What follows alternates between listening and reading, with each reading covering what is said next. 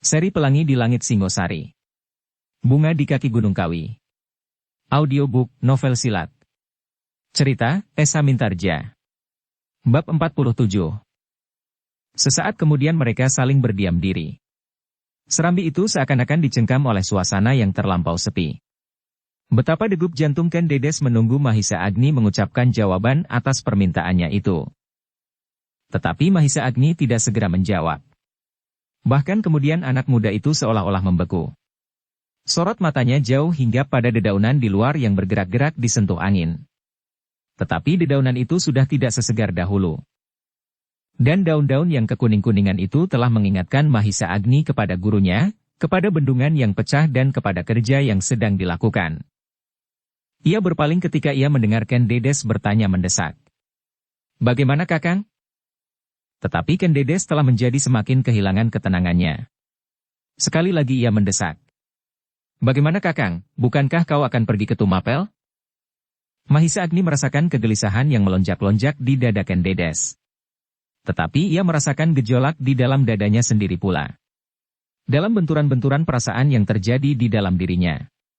Mahisa Agni menarik nafas berulang kali. Ia mencoba menenangkan hatinya dan mencoba mendapatkan kesimpulan yang sebaik-baiknya. Akhirnya Mahisa Agni itu berkata, "Ken Dedes, apakah sebenarnya keperluanku pergi ke Tumapel? Bukankah kita telah bertemu di sini?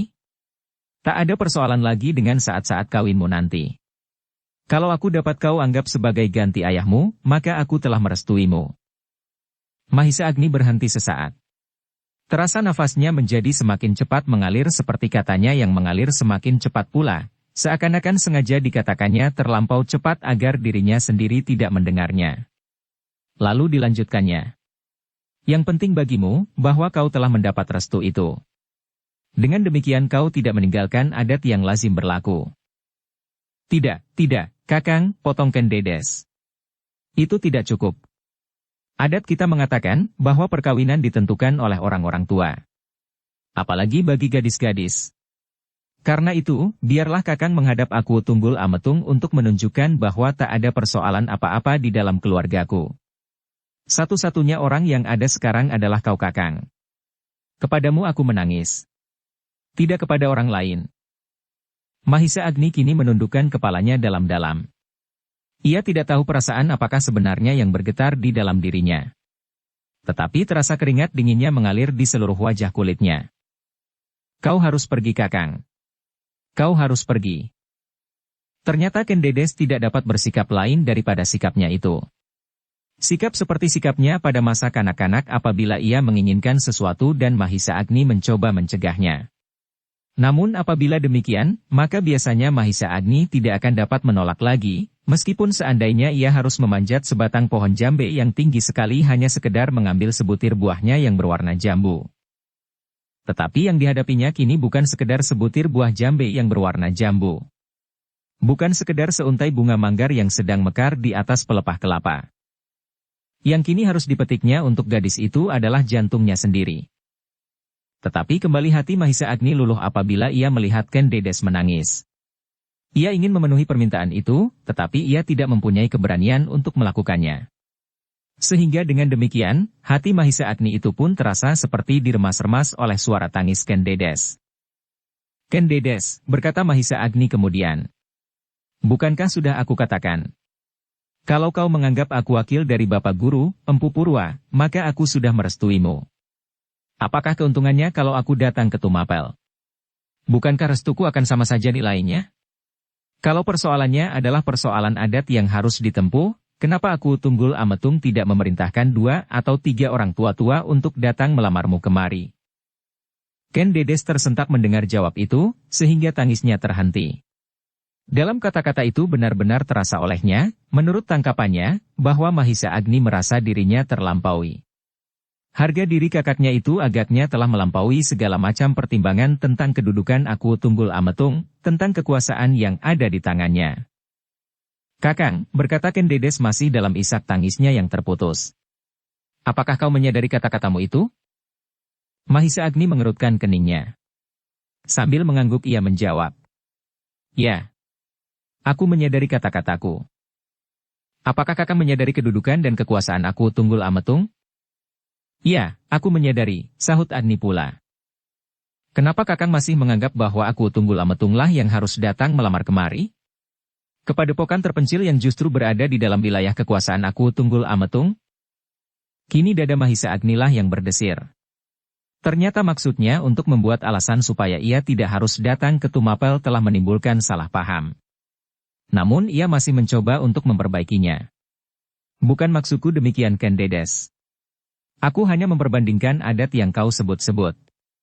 Kalau disadari atas kekuasaan, kedudukan dan wewenang aku Tunggul Ametung, maka aku kira aku sudah tidak diperlukan lagi. Semua keputusan dapat diambil oleh aku Tunggul Ametung tanpa pertimbangan orang lain. Tanpa pertimbanganku dan bahkan seandainya kau menolak sekalipun, aku akan dapat berbuat di dalam lindungan kekuasaannya. Tetapi maksudku ingin mengatakan, bahwa aku tidak sempat pergi ke Tumapel karena pekerjaanku yang terlampau banyak di padukuhan ini. Tetapi Mahisa Agni menjadi kecewa karena Ken Dedes justru menangkap kata-katanya semakin jauh dari maksudnya. Ken Dedes yang sejak dari Tumapel sudah dibekali dengan kekecewaan atas sikap Mahisa Agni, kini seakan-akan dengan tiba-tiba mendapatkan saluran untuk meledak. Sesaat Ken Dedes menatap wajah Mahisa Agni dengan tajam, dan sesaat kemudian terdengar ia berkata, "Pekerjaan apakah yang telah mengikat Kakang di sini?" "Bendungan itu Ken Dedes? Apakah Kakang tidak dapat meninggalkannya sepekan atau 2 pekan?" "Aku bertanggung jawab atas pembuatan bendungan itu di samping Ki Buyut Panawijen sendiri." "Jadi kau memberatkan bendungan itu?" Mahisa Agni terdiam sejenak, seolah-olah memberi kesempatan kepada Ken Dedes untuk menumpahkan segala macam kekecewaan hatinya. Mengalir seperti saat bendungan Panawijen yang pecah karena tangan Empu Purwa. "Kakang, jadi apakah Kakang lebih menaruh perhatian atas bendungan itu daripada perintah aku Tunggul Ametung? Juga lebih mementingkan bendungan itu daripada memenuhi panggilannya?" "Kakang, bendungan adalah barang mati yang tidak akan dapat menuntut apapun kepadamu, apalagi seandainya pekerjaan itu hanya tertunda seminggu atau 2 minggu. Tetapi aku Tunggul Ametung adalah seorang aku. Seorang yang memiliki berbagai macam perasaan. Ia dapat menjadi kecewa, marah dan bahkan dapat menentukan sikap apapun yang dikehendakinya di seluruh daerah Tumapel. Karena itu, Kakang, perhitungkanlah sebaik-baiknya. Bendungan itu, atau aku Tunggul Ametung atas permintaanku." Mahisa Agni benar-benar tersinggung mendengar kata-kata Ken Dedes yang seperti banjir melanda dinding jantungnya. Tetapi ia masih berusaha untuk berkata setenang-tenangnya. "Ken Dedes, ternyata kau salah mengerti tentang bendungan itu. Memang bendungan adalah benda mati, yang terdiri tidak lebih dari batu-batu, kayu dan tali-tali ijuk serta berunjung-berunjung bambu. Tetapi di balik benda-benda yang mati itu bernaung kehidupan yang besar. Kehidupan yang meliputi seluruh segi kehidupan di Panawijen. Ken Dedes, benda-benda mati itu adalah perlambang dari hidup matinya penduduk padukuhan kita ini. Karena bersumber pada benda-benda mati itu kita akan membuat suatu kehidupan baru. Padukuhan baru. Sepekan bagi kami adalah sangat penting artinya. Kalau kami terlambat sepekan, maka keadaan kami akan menjadi terlampau parah. Juga bukan maksudmu mengabaikan aku Tunggul Ametung. Tetapi aku mengharap aku Tunggul Ametung dapat mengerti keadaanku." "Kakang," potong Ken Dedes. "Aku Tunggul Ametung adalah orang yang paling berkuasa di Tumapel. Kenapa aku yang harus menunggumu?" "Tidak Kakang, kau harus mendengarkan perintah ini. Aku Tunggul Ametung akan dapat berbuat hal-hal di luar dugaanmu. Meskipun bendungan itu telah jadi, tetapi aku akan dapat memerintahkan untuk memecahnya kembali apabila ia menjadi marah." "Jangankan memecah bendungan itu Ken Dedes," sahut Mahisa Agni yang menjadi semakin kecewa pula kepada adik angkatnya itu. "Aku Tumapel dapat memerintahkan membunuh kita sekalian sekaligus tanpa menunggu kita semua di sini mati kelaparan. Adalah lebih baik lagi kami Ken Dedes, sebab kami tidak perlu menderita terlampau lama." "Kakang," wajah Ken Dedes menjadi merah. Kini ia tidak saja dibakar oleh kekecewaan hatinya yang memuncak, tetapi Ken Dedes itu telah dijalari oleh perasaan marah. "Kau jangan berkata demikian Kakang. Kau menghina aku Tunggul Ametung. Tetapi ketahuilah, bahwa aku Tunggul Ametung pasti akan tahu, bahwa bendungan itu hanyalah sekedar alasanmu yang tak berarti. Apa kau sangka bahwa kau adalah seorang pahlawan besar di Panawijen yang tak ada duanya? Mungkin kau seorang yang paling pandai berkelahi di Panawijen Kakang, tetapi bukan seorang yang paling mengetahui tentang bendungan. Apa kau sangka bahwa tanpa kau bendungan itu tidak akan jadi? Apakah kau sangka bahwa Ki Buyut Panawijen dan orang-orang tua di sini adalah sedemikian bodohnya, sehingga hanya Mahisa Agnilah yang mampu membuat bendungan itu? Ken Dedes, potong Mahisa Agni. Tetapi Ken Dedes berkata terus. Jangan ingkar. Semua itu telah diketahui. Tetapi aku bertanggung jawab atas pekerjaan itu. Aku harus mengawasi dan memberikan beberapa petunjuk. Mungkin aku bukan seorang yang paling cakap untuk pekerjaan ini, dan aku memang tidak ingin menjadi seorang pahlawan bagi penduduk Panawijen, Ken Dedes. Tetapi aku tidak dapat melepaskan kepercayaan yang diberikan kepadaku. Itu bukan maksudku sendiri. Bukan kehendakku. Aku tidak pernah berteriak-teriak di perapatan dan mengatakan bahwa akulah satu-satunya orang yang pantas memimpin mereka membuat bendung itu. Tidak. Tetapi mereka percaya kepadaku. Mereka mengharap aku bertanggung jawab. Apakah aku dapat melepaskan kepercayaan ini? Itu pun hanya perasaanmu sendiri Kakang, sahut Ken Dedes. Kalau seseorang telah melakukan pekerjaan, betapapun orang lain tidak menyukainya, maka adalah segan bagi mereka untuk mengatakan langsung kepada yang berkepentingan. Itu adalah watak dari tetangga-tetangga kita di sini.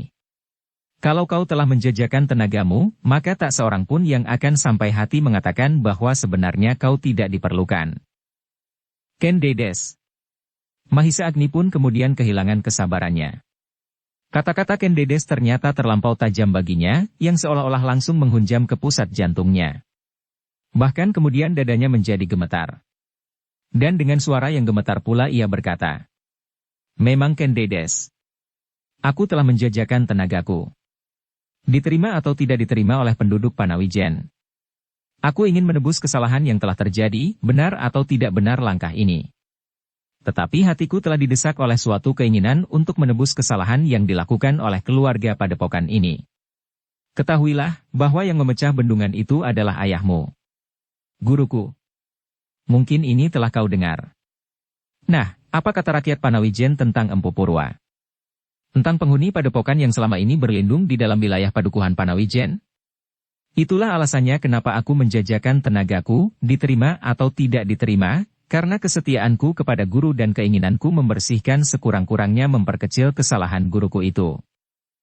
Jawaban Mahisa Agni itu terdengar seperti petir yang meledak di dalam dada Ken Dedes. Betapa dahsyatnya, serasa dada itu akan menjadi pecah. Jawaban itu adalah jawaban yang telah menghempaskan Ken Dedes ke dalam suatu suasana yang menakutkan. Ia takut mendengar keterangan itu. Namun karena kemarahan yang telah mendidihkan darahnya, maka ia berusaha untuk lari dari ketakutan itu. Ia berusaha untuk tetap bertahan pada pendiriannya. Karena itu katanya, aku tidak peduli siapa yang memecahkan bendungan itu. Meskipun hantu-hantu dari padang karautan sekalipun. Tetapi kau tidak perlu merasa dirimu pemimpin yang tak papat beranjak dari tempatmu seolah-olah kau adalah seorang yang sangat penting. Seolah-olah bendungan itu tidak akan jadi kalau tidak ada Mahisa Agni. Kakang Mahisa Agni.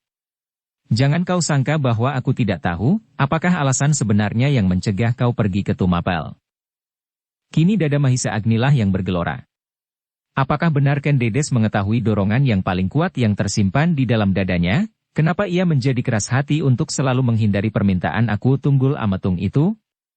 Sejenak Mahisa Agni tidak menjawab. Bahkan terasa di dalam hatinya, goresan-goresan yang tajam menyentuh-nyentuhnya. Ya, kenapa aku tidak mau pergi ke Tumapel? Pertanyaan itu berkejaran di dalam dirinya. Kalau aku memenuhi permintaan ini sejak saat itu, maka aku tidak akan dikejar-kejar lagi oleh persoalan yang menjemukan ini. Mahisa Agni terkejut ketika ia mendengar suara Ken Dedes kembali. Kakang, bagaimana? Kenapa kau berdiam diri? Jangan kau sangka bahwa aku tidak mengetahui alasanmu. Alasanmu yang sebenarnya kenapa kau tidak mau pergi ke Tumapel. Kini Mahisa Agnilah yang terdorong dalam suatu suasana yang ditakutinya. Kalau Ken Dedes itu benar mengetahui perasaannya maka alangkah malunya. Alangkah kecilnya nilai hati Mahisa Agni. Ketika terdengar suara Ken Dedes sekali lagi berkata, kau ingin mendengar alasan itu Kakang? Maka Mahisa Agni dengan serta-merta memotongnya. Tidak. Tidak. Jangan kau katakan Ken Dedes. Kenapa? Desak Ken Dedes. Kenapa kau takut mendengarnya? Bukankah kau sendiri yang telah menumbuhkan alasan itu di dalam dirimu? Alasan yang sebenarnya terlampau dibuat-buat. Jangan, potong Mahisa Agni pula. Wajahnya yang tenang kini telah dilumuri oleh peluh dingin yang mengalir dari kening. Wajah Ken Dedes yang cantik dalam pakaian yang cemerlang itu, seolah-olah telah berubah menjadi wajah hantu yang mengerikan dari hantu padang karautan yang pernah dikenalnya. Aku akan mengatakannya, berkata Ken Dedes tegas. Aku akan mengatakannya alasan yang telah menahanmu untuk tidak pergi ke Tumapel. Sebelum Mahisa Agni sempat memotongnya, maka Ken Dedes pun telah berkata pula. Kakang, ternyata kau memang menilai dirimu terlampau berlebih-lebihan. Mungkin karena kau satu-satunya anak muda di Panawijen yang mampu mengalahkan kuda sempana. Ken Dedes, potong Mahisa Agni. Tetapi Ken Dedes sama sekali tidak memedulikan. Dengan lantangnya ia berkata keras. Dengan demikian kau merasa bahwa dirimu terlampau berharga. Mungkin kau memang sangat berharga dan dikagumi oleh anak-anak muda Panawijen, tetapi jangan menilai Tumapel yang luas ini sepicik kau menilai Panawijen kakang.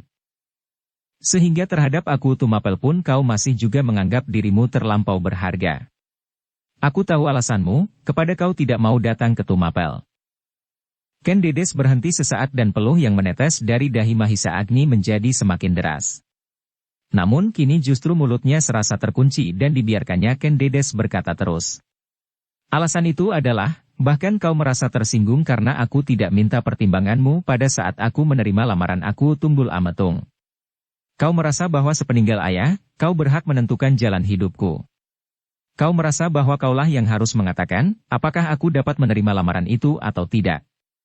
Bahkan mungkin kau berpikir, bahwa kau boleh dan berhak menerima atau menolak lamaran itu. Nah, apa katamu kakang? Bukankah dengan demikian kau menganggap dirimu terlampau penting, tidak saja dalam persoalan bendungan itu, tetapi juga dalam persoalanku. Ayahku dahulu memberi kesempatan kepadaku untuk memilih. Sekarang ayahku tidak ada, dan kau menjadi wakilnya. Apakah kau dapat berbuat lebih keras dari ayahku terhadap aku? Tiba-tiba Mahisa Agni itu menarik nafas dalam-dalam. Ia kini telah mendengar apa yang dikatakan Ken Dedes alasan yang tersimpan di dalam dirinya. Dada Mahisa Agni itu bahkan kini serasa menjadi lapang. Sangat lapang setelah ia mendengar sendiri betapa Ken Dedes menilai dirinya. Syukurlah, desisnya di dalam hati. Kalau hanya itu yang ditimpakan kepadaku. Tiba-tiba hati Mahisa Agni pun menjadi dingin. Ia tidak lagi dicengkam oleh kemarahan dan kecemasan. Kini yang dilihatnya duduk di hadapannya bukan lagi wajah hantu betina yang mengerikan, tetapi yang duduk di hadapannya adalah seorang gadis cantik yang sedang dicemaskan oleh keadaan dirinya sendiri, bahkan hampir dibayangi oleh perasaan putus asa. Selanjutnya Mahisa Agni kini dapat mendengarkan kata-kata Ken Dedes dengan tenang. Kakang, berkata Ken Dedes yang masih saja membanjir. Karena kekecewaanmu itu, maka kini kau menolak meneruskan persoalan yang kau anggap dirimu tidak perlu mencampuri karena sejak semula kau tidak dibawa berbincang. Karena persoalan harga dirimu yang berlebih-lebihan itu, kau telah menolak perintah aku Tunggul Ametung. Kakang, apakah yang kau lakukan itu bukan suatu pemberontakan terhadap pimpinan pemerintahan, seperti yang dilakukan oleh kuda sempana? Betapapun Mahisa Agni telah berhasil menguasai perasaannya, namun ia terkejut juga mendengar tuduhan itu. Sehingga dengan serta-merta ia bertanya. Ken Dedes, kenapa kau menuduh aku sedemikian jauhnya, sehingga kau telah menganggap aku memberontak terhadap aku Tunggul Ametung? Bukankah yang terjadi demikian kakang, berkata Ken Dedes dengan lantangnya. Kau menolak mematuhi perintahnya. Perintah seorang aku. Apakah itu sebenarnya bukan suatu pemberontakan? Seperti kuda sempana telah menolak mematuhi perintah aku Tunggul Ametung. Ken Dedes berhenti sejenak. Seakan-akan ia memberi kesempatan kepada Mahisa Agni untuk mencernakan kata-katanya.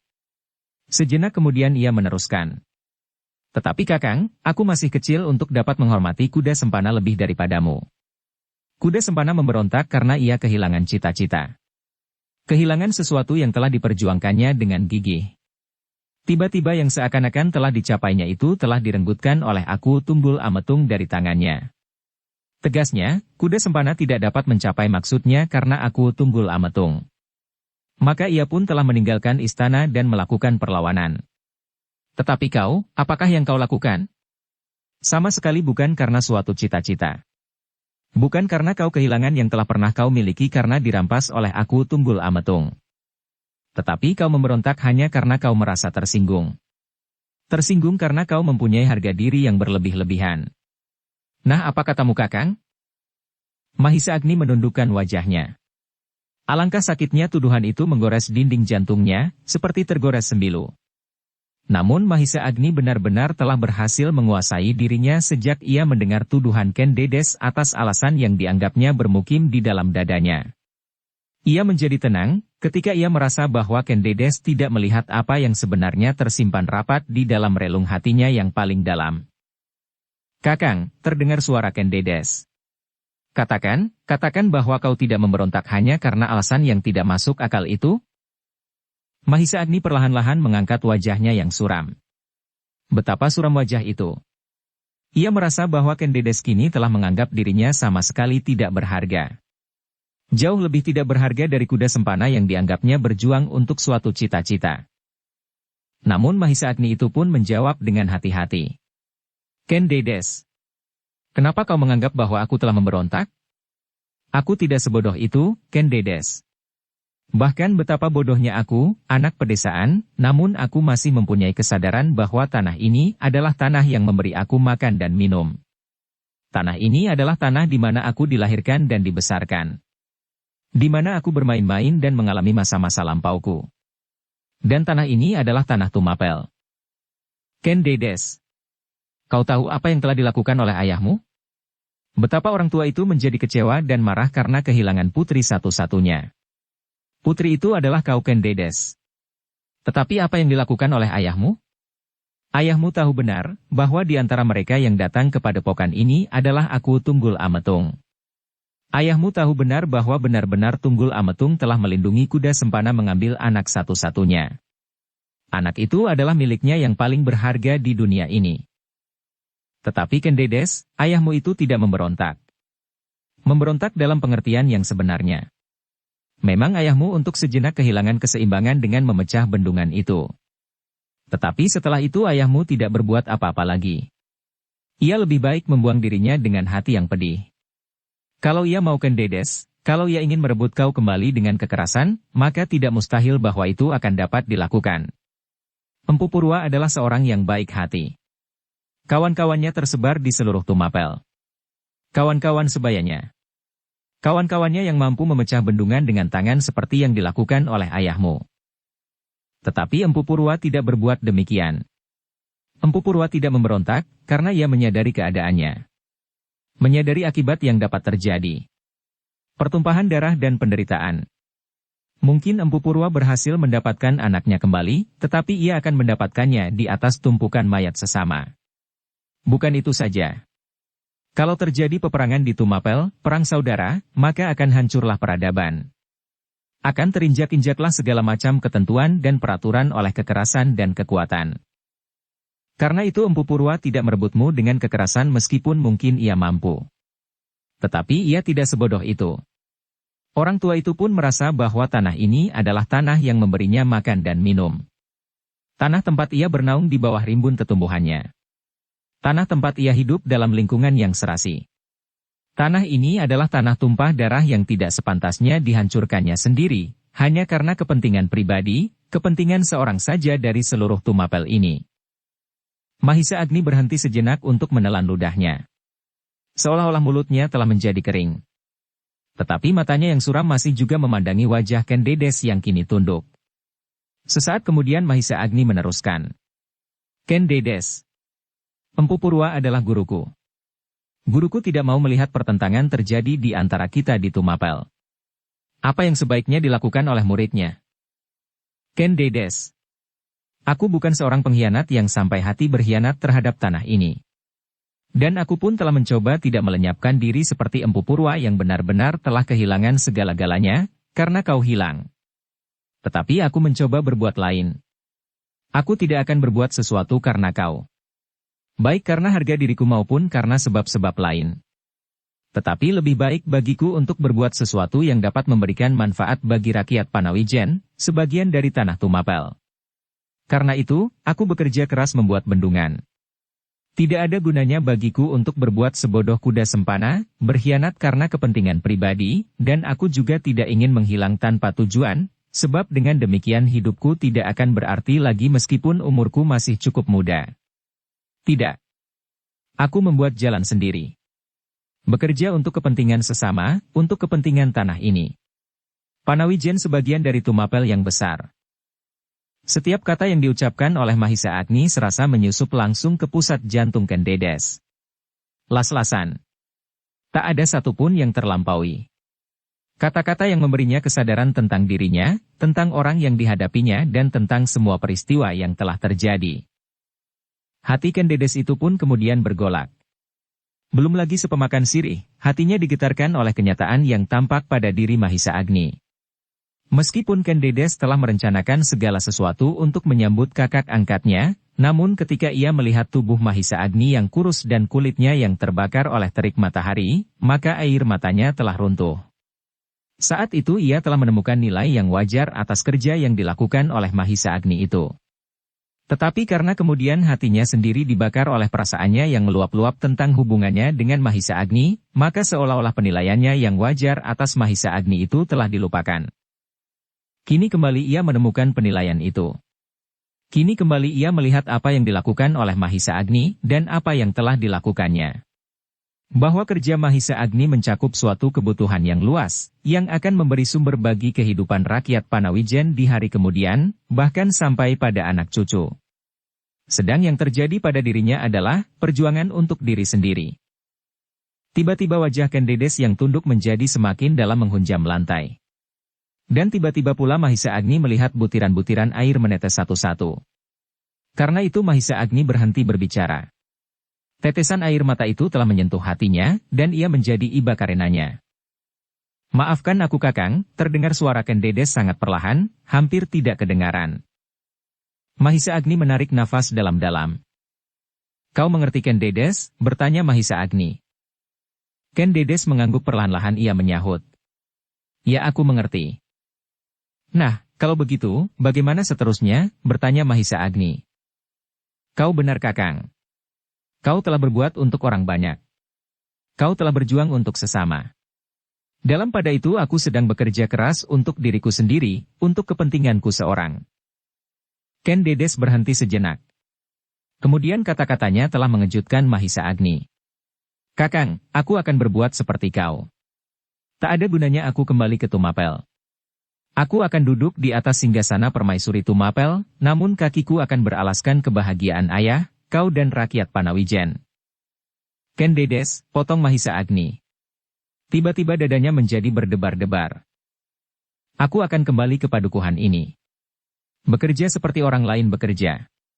Menderita seperti orang lain menderita. Mahisa Agni terbungkam untuk sesaat. Terasa dadanya menjadi bergelora. Ia tidak tahu pasti perasaan apakah yang sedang melanda jantungnya. Sekilas terbayang gadis itu datang kembali ke padepokan ini. Seperti bunga yang layu, maka padepokan ini akan menemukan kesegarannya kembali karena hujan yang turun semalam. Hati yang kering akan kembali bersemi. Gadis itu akan dapat menumbuhkan gairah yang dahsyat menghadapi kerja. Dan hidupnya sendiri tidak akan menjadi gersang seperti sawah yang terentang di sekitar padukuhan ini. Kehadiran Ken Dedes pasti akan menjadi sumber tenaga yang tak akan kering-keringnya, seperti bendungan yang sedang dibangunnya itu.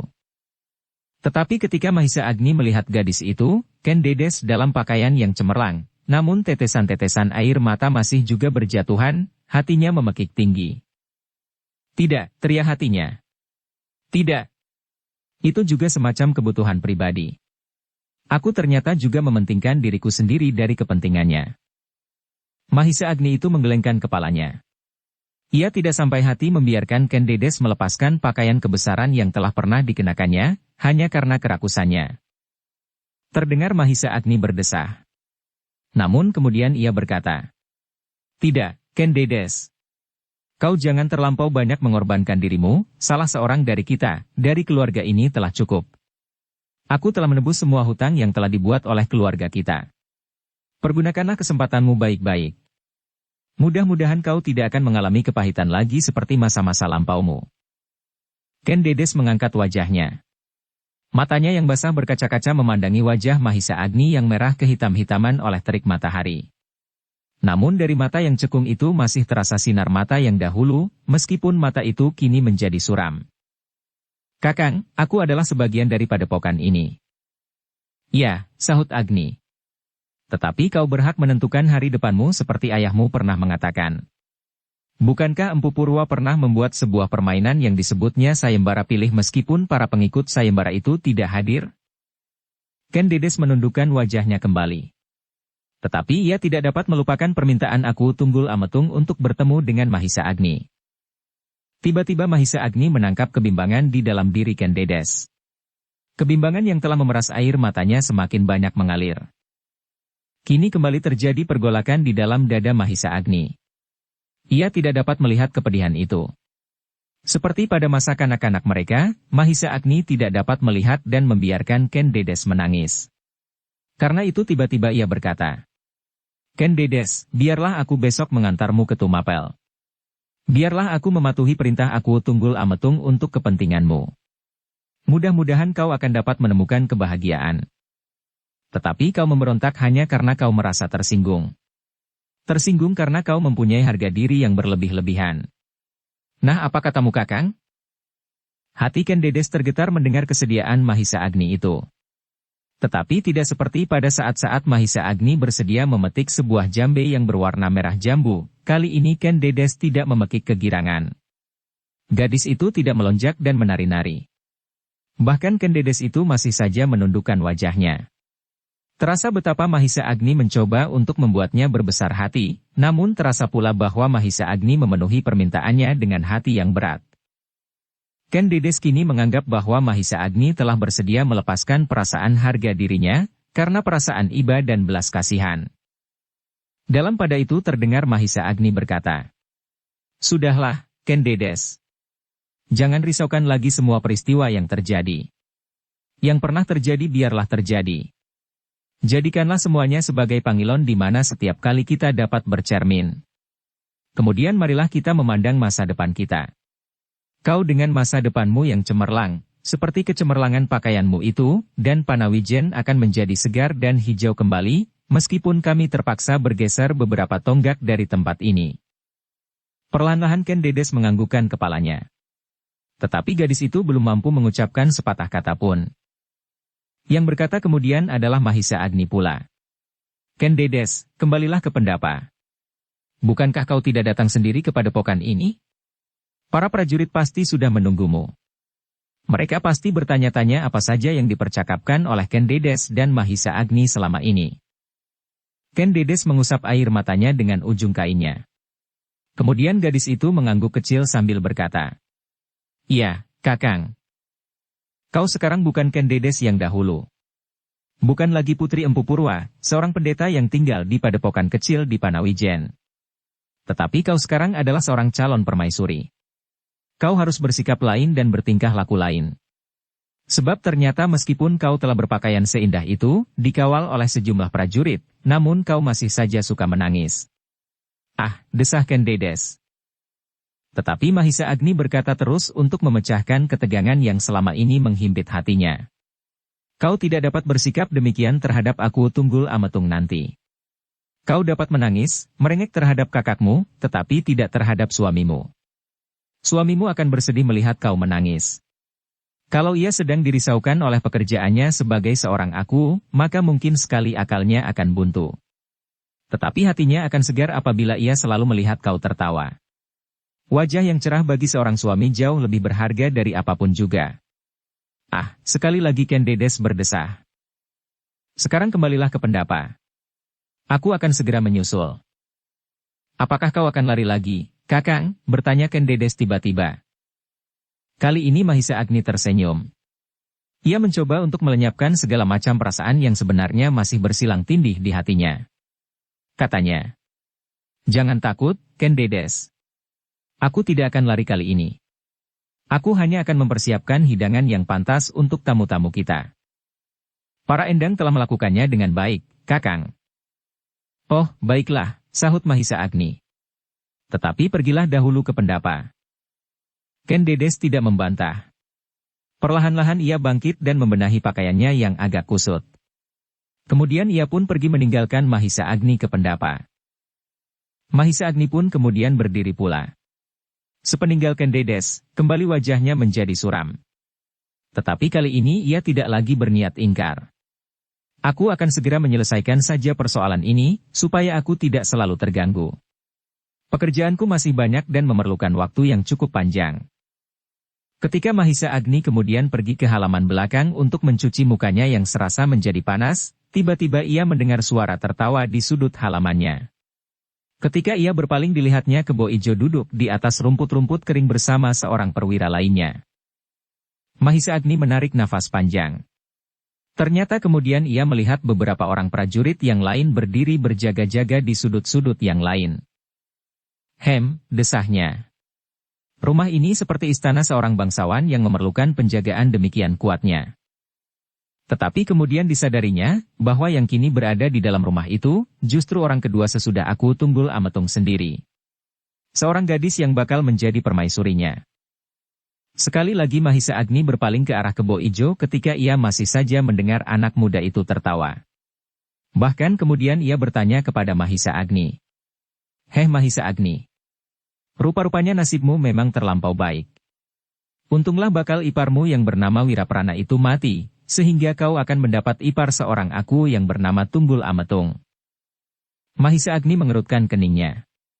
Ia melihat perwira yang seorang lagi itu pun memandangi wajah Kebo Ijo dengan herannya. Bukankah begitu Mahisa Agni? Betapa perasaan Mahisa Agni bergetar, namun ia menganggukkan kepalanya sambil menjawab. Iya, Kebo Ijo. Kebo Ijo menjadi kecewa mendengar jawaban itu. Ternyata Mahisa Agni menurut tangkapannya tidak menjadi jengkel. Karena itu maka justru ia terdiam. Apalagi ketika Mahisa Agni kemudian berkata, kalau tidak terjadi demikian, maka kau tidak akan sudi berkunjung kemari, meskipun kali ini kau datang bukan atas kehendakmu sendiri. Kebo Ijo menggigit bibinya. Tetapi ia tidak menjawab. Ditatapnya saja Mahisa Agni yang pergi ke Pakiwan dengan mata yang merah. Ketika Mahisa Agni sudah tidak tampak lagi, maka Kebo Ijo itu bergumam. Anak itu akan menjadi semakin sombong dan besar kepala apabila nanti adiknya menjadi seorang permaisuri. Perwira yang duduk di samping Kebo Ijo tidak menjawab. Tetapi menurut kesannya, Mahisa Agni sama sekali bukan anak muda yang sombong. Dalam pada itu, para endang di pendapa telah hampir menjadi pingsan. Mereka duduk kaku tanpa berani menggerakkan ujung jarinya sekalipun. Mereka duduk dalam kebingungan. Hanya sekali hitam matanya saja yang bergerak-gerak. Ketika mereka melihat Ken Dedes keluar dari pendapa, maka hampir berbareng menarik nafas dalam-dalam.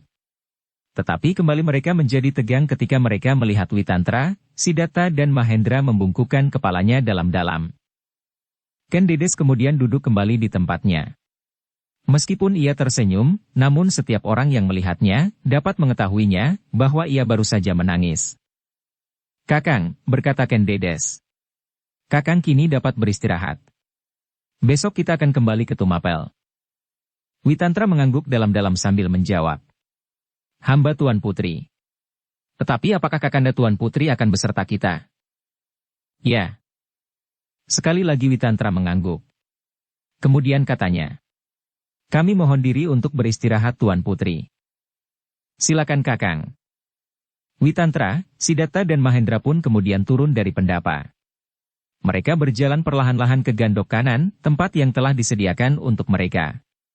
Sedang para prajurit yang bertugas, masih juga berdiri dengan senjata di tangan.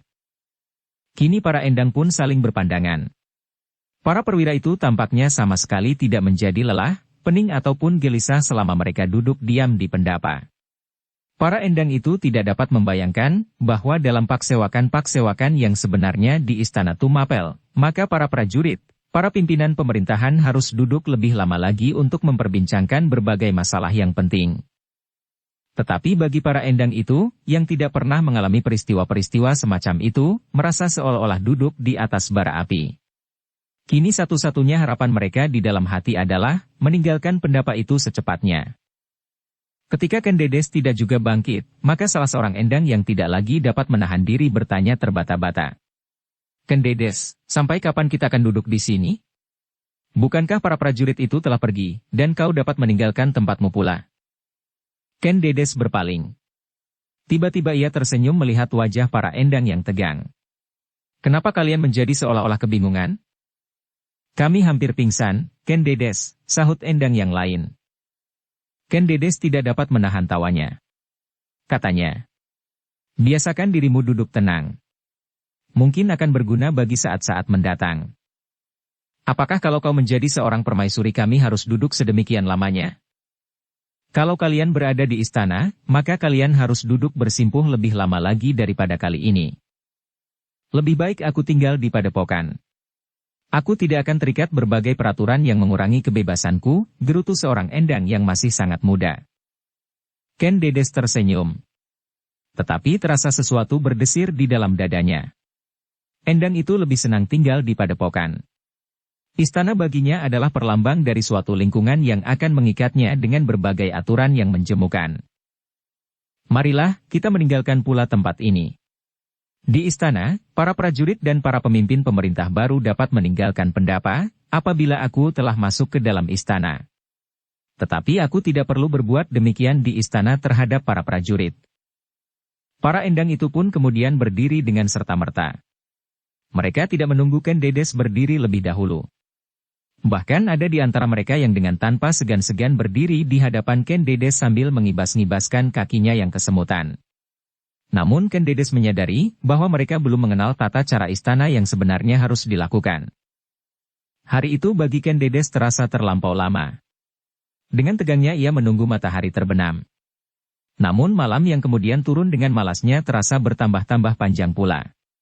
Ketika ia terbangun, maka yang terdengar adalah bunyi kentongan darah muluk.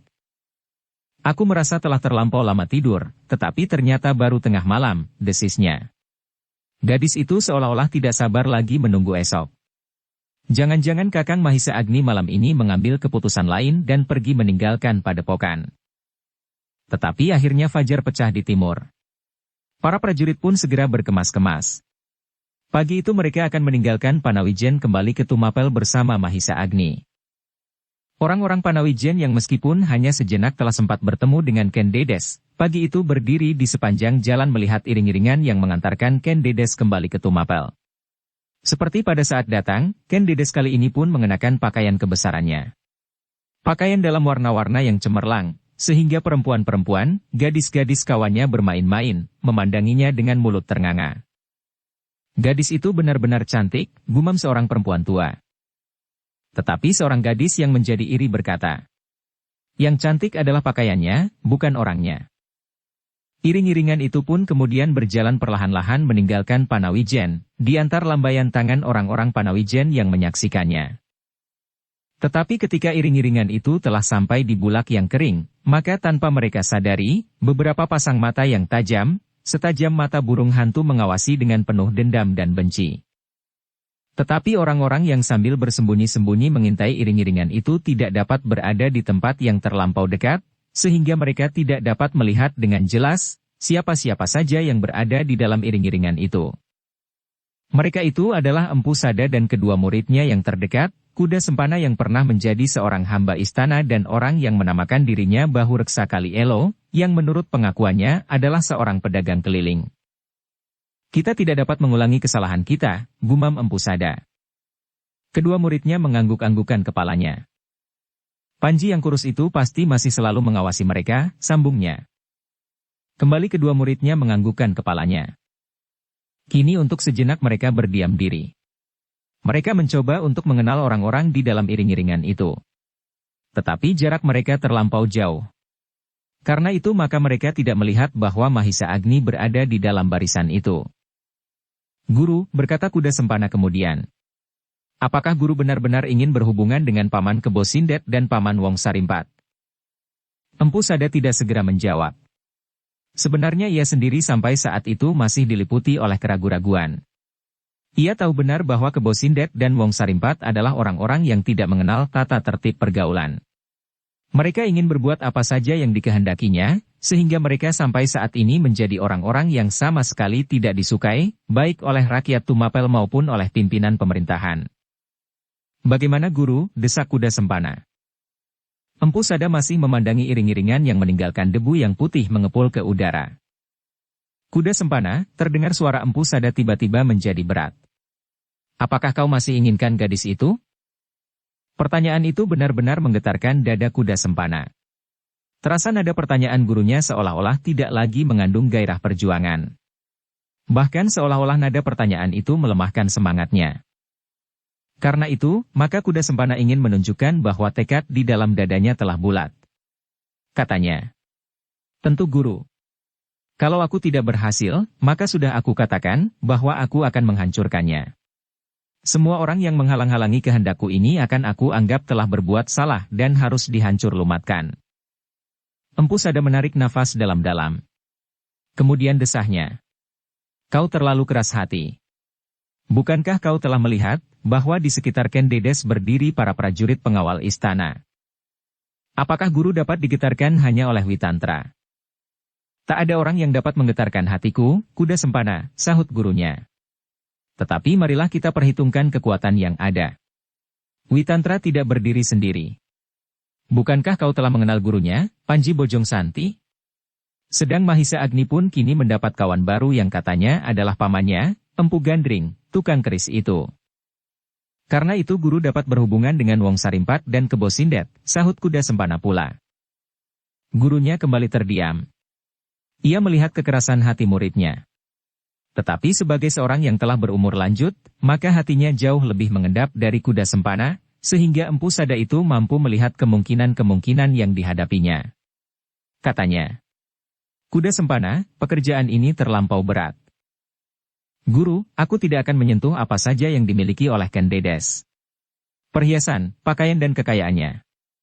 Aku hanya memerlukan orangnya." Orang yang menamakan dirinya Bahu Reksa Kali Elo itu menelan ludahnya. Kekayaan itu pasti berlimpah-limpah. Tetapi di dalam dirinya tersembunyi pula pengertian bahwa merebut Ken Dedes akan sama sulitnya dengan merebut tahta Aku Tunggul Ametung. Karena itu, maka ia sama sekali tidak mengemukakan lagi pendapatnya. "Kuda Sempana," berkata Empu Sada. "Kau tahu bahwa merebut Ken Dedes kini tidak semudah pada saat ia masih berada di Panawijen. Ia kini berada dalam istana yang mempunyai prajurit yang tidak saja cukup banyak, dan mereka adalah prajurit-prajurit yang tangguh. Kuda Sempana telah mengenal pula keadaan istana Tumapel dengan baik. Ia tahu benar bahwa ia tidak akan mendapat kemungkinan untuk merebut Ken Dedes dalam keadaannya kini. Karena itu, maka sekali lagi ia berkata, 'Guru, sekali lagi aku ingin bertanya bagaimana dengan Paman Kebo Sindet dan Wong Sarimpat. Kau belum mengenal mereka sebaik aku mengenal, kuda Sempana. Mereka adalah orang-orang yang dapat disebut orang-orang liar. Orang-orang yang berada di luar lingkungan masyarakat yang beradab. Mereka adalah orang-orang buruan.' Empu Sada terkejut ketika ia mendengar jawaban kuda Sempana yang tidak disangka-sangkanya. "Kita pun orang-orang buruan, guru." "Hei, kita sudah mulai.